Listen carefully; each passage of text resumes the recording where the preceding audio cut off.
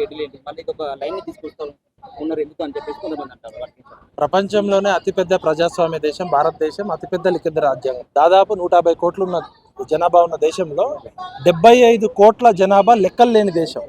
పందులు, కుక్కలు, అడవిలో ఉన్న చెట్ల లెక్క ఉంటుంది కానీ నిస్సిగ్గుగా కేంద్ర రాష్ట్ర ప్రభుత్వాలు బీసీల జనాభా లెక్కలు లేవని చెప్తున్నది. బ్రిటిషోడు ఎప్పుడో 1932లో 31లో బీసీల లెక్కలు చేసిండు. అసలు ఫస్ట్ ఇది ప్రజాస్వామ్య దేశమా, అర్ధ ప్రజాస్వామ్య దేశమా? ఇప్పుడు వట్టెజాన యాదవ్ అనేట ఆయన తప్పు చేస్తే చట్టం అందరికీ వర్తిస్తుంది. ఇప్పుడు రాష్ట్రంలో దాదాపు 3000 రైస్ మిల్లులు ఉన్నాయి. 3000 రైస్ మిల్లుల డేటా ఇప్పుడు చిరంజీవి సార్ రాసిన బుక్లో మీకు ఇందాక చెప్పాం. 95% రైస్ మిల్లులు ఎస్సీ, ఎస్టీ, బీసీల చేతిలో కాకుండా అగ్రవర్ణ ఆధిపత్య కులాల చేతిలో, అది కూడా పిడికెడు మంది పెత్తందారుల చేతిలో ఉన్నాయి. ఇప్పుడు ఆరుగాలం కష్టపడి పండించే రైతన్న నష్టపోతున్నాడు, వినియోగదారులు నష్టపోతున్నారు. ఈ దాదాపు తెలంగాణలో 2023-24 డేటా ప్రకారం 2,80,00,000 టన్నుల వరి పండితే దాదాపు 1,30,00,000 టన్నుల బియ్యం ఉంది. ఈ 1,30,00,000 టన్నుల బియ్యం ప్రాసెసింగ్ చేయాలంటే 3,000 రైస్ మిల్లులు ఉంటే 1,100 పారాబైల్డ్ రైస్ మిల్లులు ఉన్నాయి. ఈ 95% రైస్ మిల్లులో టాప్ 100 రైస్ మిల్లులు తీసుకుంటే ఒక్క ఎస్సీ, ఎస్టీ, బీసీ కూడా లేరు. తప్పు వట్టెజాన యాదవ్ తప్పు చేస్తే చట్ట ప్రకారం, రాజ్యాంగం ప్రకారం శిక్షించండి.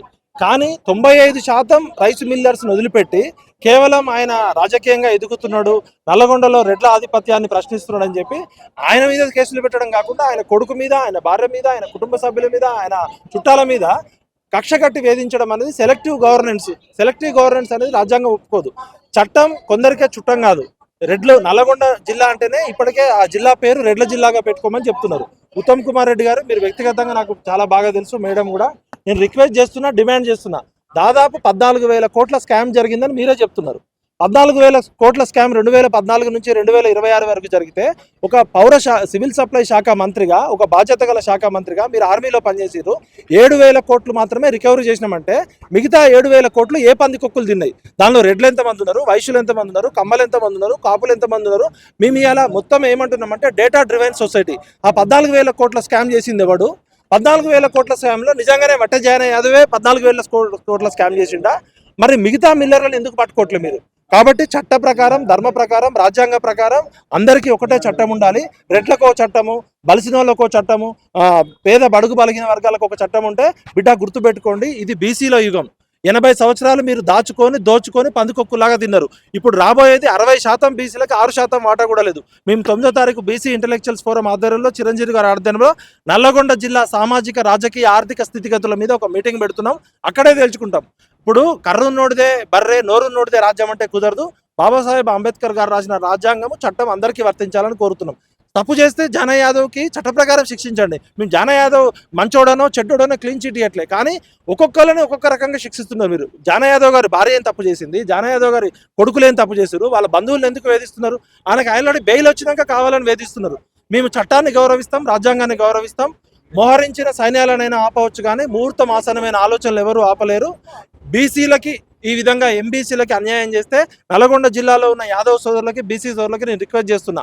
మొత్తం బీసీలు 12% ఉండి ఒక్కొక్కరు ఇద్దరు కూడా ఎమ్మెల్యే లేరు. కాబట్టి బీసీ నాయకులారా, బీసీలారా, ఇప్పటికైనా కళ్ళు తెరవండి. ఈ అగ్రవర్ణ ఆధిపత్య మనువాద భావజాలం ఉన్నోళ్ళని వేటాడుతున్నారు మన బీసీ నాయకులని. కాబట్టి జాన యాదవ్ రాజకీయాల్లో ఉన్నాడు కాబట్టి, బీసీల గురించి కొట్లాడుతున్నాడు కాబట్టి ఆయన టార్గెట్ చేస్తున్నారు. మరి ఇదే రెడ్ల మీద దాడి చేయగలరా మీరు? ఇదే అగ్రవర్ణ బిల్లుల మీద దాడి చేయగలరా? కాబట్టి పక్క రాష్ట్రాలకి తరలించిన 10,000 కోట్ల రూపాయల ధాన్యం విలువలలో ఎవరున్నా కూడా కులాలకు అతీతంగా, మతాలకు అతీతంగా అందరినీ శిక్షించండి. ఇట్లా సెలెక్టివ్ గవర్నెన్స్ చేస్తే రేవంత్ రెడ్డి గారు ఇప్పటికే నువ్వు రెడ్డి రాజ్య పాలన చేస్తున్నావు. ఉత్తమ్ కుమార్ రెడ్డి గారు మీరు ఓపెన్గా 14,000 కోట్ల స్కామ్ అయిందని చెప్పి ఫస్ట్ మీరు రిజైన్ చేయాలి. సివిల్ సప్లైస్ డిపార్ట్మెంట్ ఫెయిల్ అయింది. ఎన్ఫోర్స్మెంట్ అండ్ విజిలెన్స్ ఏం చేస్తున్నది, అధికారులు ఏం చేస్తున్నారు? ఇది ఆర్గనైజ్డ్ మిల్లర్ స్కాము. దీనిలో చిన్న చేపలను పట్టుకొని శిక్షించి పెద్ద తిమ్మింగ్లను వదిలేస్తే మేము ఊరుకునేది లేదు. వెల్కమ్ రెడ్డి రాజ్యం జరుగుతుంది. ఇది రాబోయే బీసీల పోరాటంలో, పోరుబాటలో జయశంకర్ సార్ జయంతి ఈరోజు. జయశంకర్ సార్ ఏం చెప్పిండు? భౌగోళిక తెలంగాణ అనేది ఫేజ్ 1. సెకండ్ ఫేజ్ సామాజిక ప్రజాస్వామ్య తెలంగాణ.